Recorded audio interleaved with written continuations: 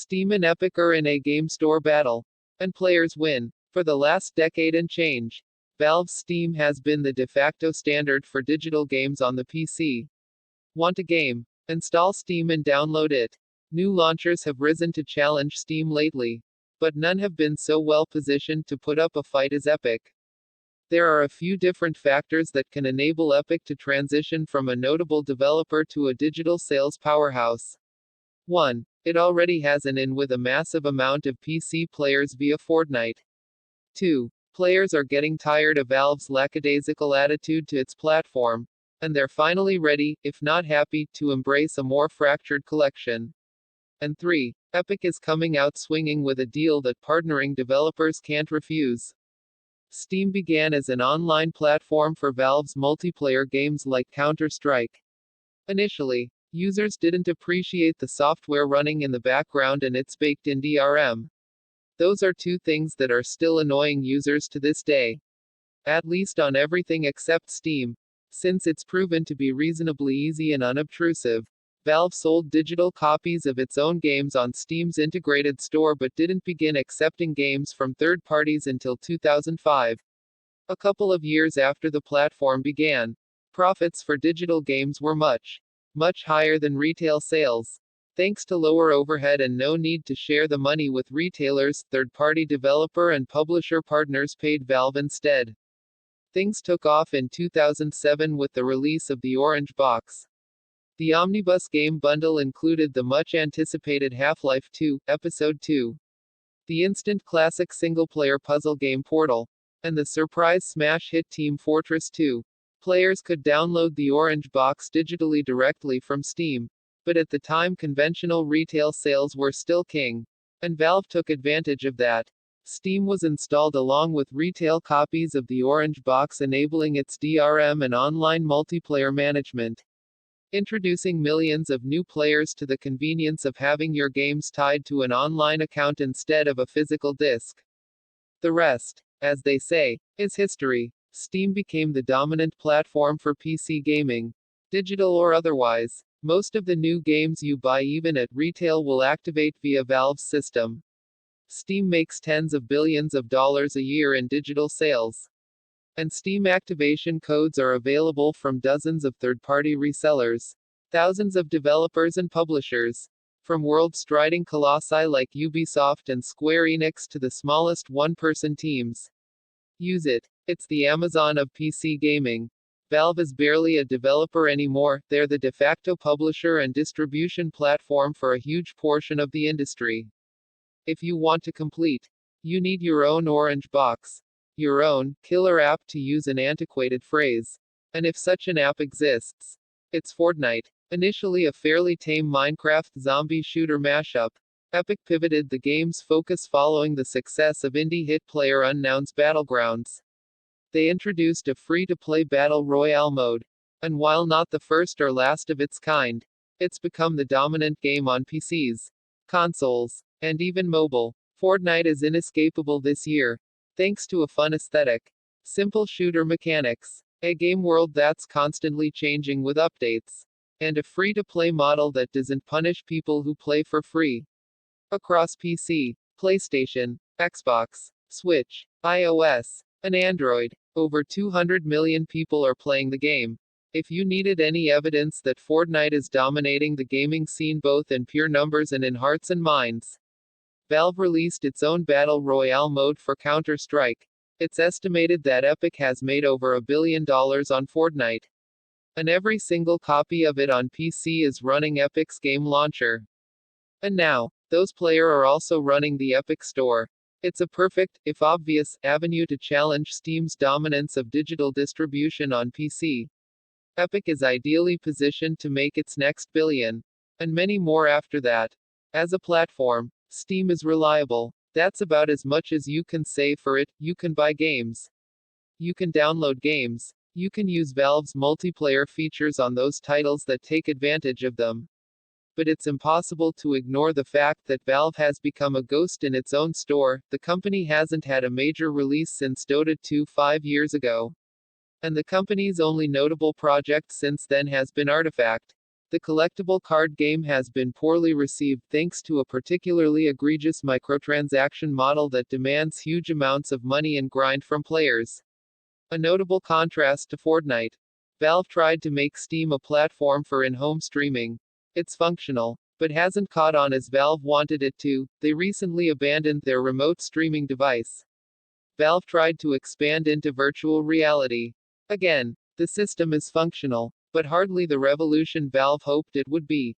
The company even tried to create its own gaming-focused Linux-based operating system, succeeding on a technical level but falling flat with flagging support from both hardware partners and game developers alike. Valve is making its own Steam TV service to try to expand into Twitch's territory, with results yet to be seen. Ditto for the Discord-style chat service. Steam is selling movies and desktop software now, too, and no one appears to care. It seems the only thing Valve isn't going to do to expand its platform is what made it catch on the first place: release its own games. One collectible card game and a few token updates to Counter-Strike do not a happy fanbase make.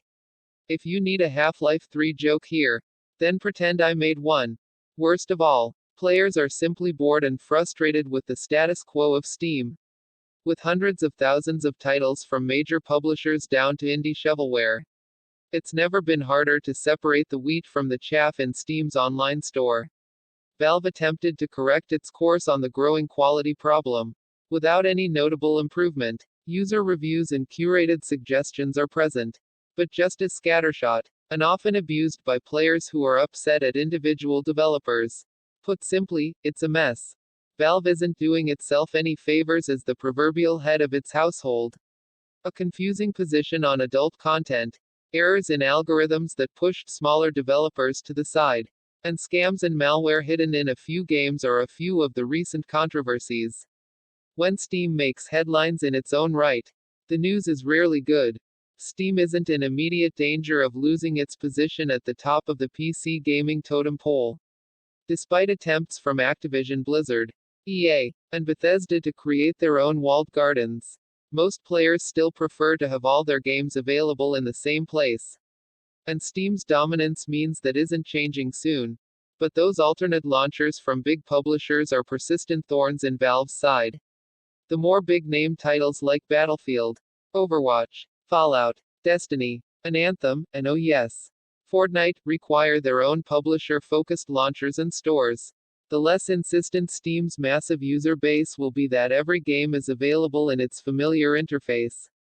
And as annoying as it is to need half a dozen different game managers on your gaming PC, see the fragmentation of online streaming video services for a similar malaise.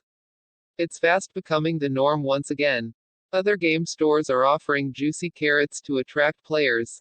GOG has a huge backlog of older titles, a decent selection of new ones, and a DRM-free commitment that's admirable.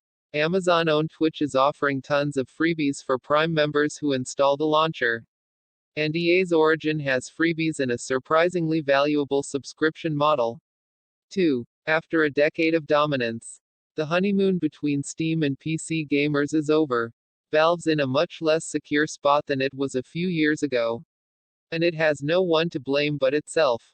All of these puzzle pieces are important for the rise of a new competitor. But with Steam remaining at the top of the heap, developers need a compelling reason to offer their games on another platform exclusively. It means losing a huge and easily accessible audience, which means losing sales, which means losing money. What does Epic have to offer to tempt developers away?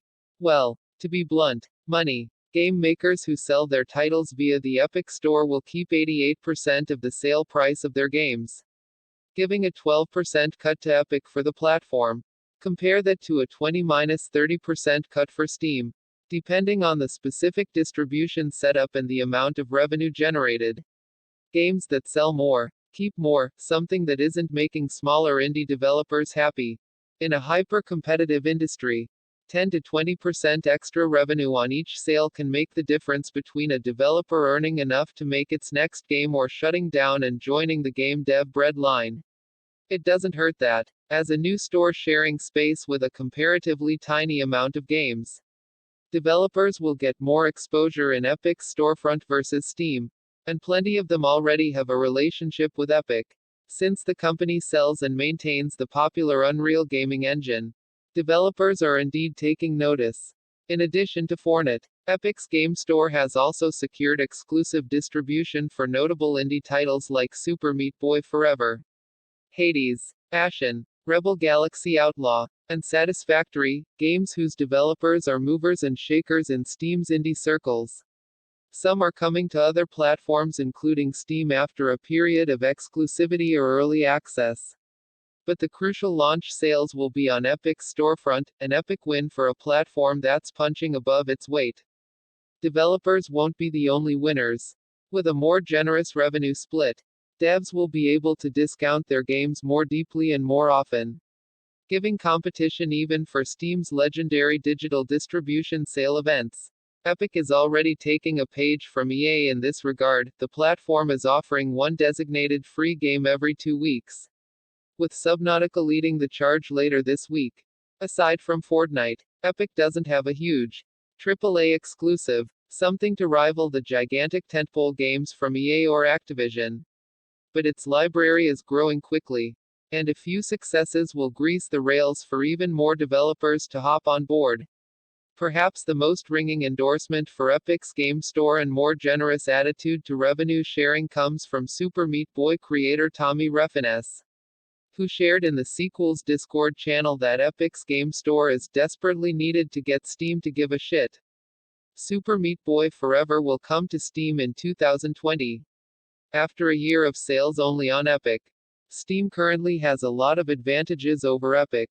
Aside from its massive user base, Epic has nothing in the way of user reviews or curation, and its mod support is years behind Steam's integrated workshop. There's no automated system for game submission or approval, so developers need to deal one-on-one with Epic at the moment. Though given the shovelware issues with Steam Greenlight and Steam Direct, not to mention the general stigma of early access, that could be a good thing too. Epic's consumer tools leave a lot to be desired. At the moment there's no automatic refund system, with a cumbersome manual approval process holding the door for an improved system with no ETA. There doesn't even appear to be a wishlist system in place. And you can't buy an Epic gift card. Of course, the Epic Store is brand new, and Steam wasn't built in a day. But every feature Steam has in Epic doesn't, is another reason for developers and gamers to stick to the devil they know. At least for the time being. If this battle is going to be a price war, then Valve can afford to fight.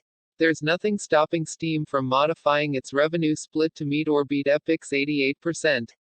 And Valve can court bigger players than Epic can at the moment.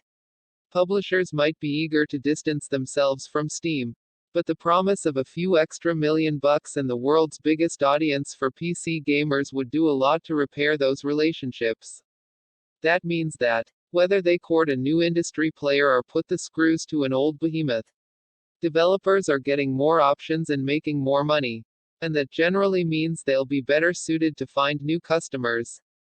2. Customers who might also be seeing lower prices. Developers, publishers, and gamers win when platforms compete. The only potential big loser here is Valve. Maybe it's finally time to make Half-Life 3.